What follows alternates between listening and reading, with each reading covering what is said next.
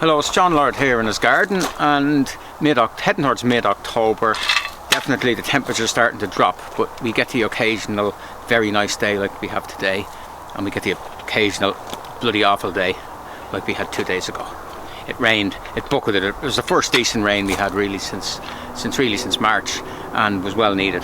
But anyway, a little problem here. We have this most beautiful Aconitum. Unfortunately, I don't know the name of it. I think it's a very, very good blue. And then in the springtime, it has very good young growth, lovely bronzy young growth. So you get an entire season out of it. Now, there was a problem. We had underneath, in front of it, we had astilbes, and they weren't doing. It was just too dry, because this was part of an old pathway. So we removed the astilbes and planted them in a wetter spot, so the astilbes didn't go to waste. And we looked, what will we place in their, what will we put in their place? And that's a lovely blue. So we looked at various options, and what I like is contrast, both in colour and also in shape.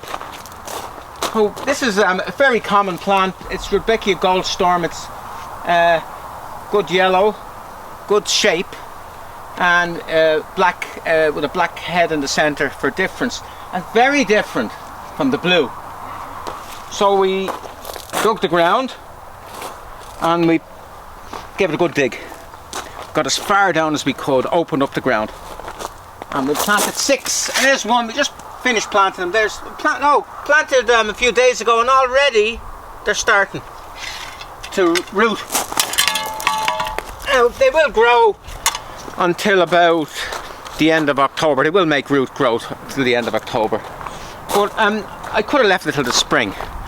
But there's a lot to be said for planting when the stuff's in full flower, because if you did it in the spring, there'd be no flowers. You'd be just planting green, and it's always better when you see exactly what you have. It always works out easier rather than have to visualize what's going to happen.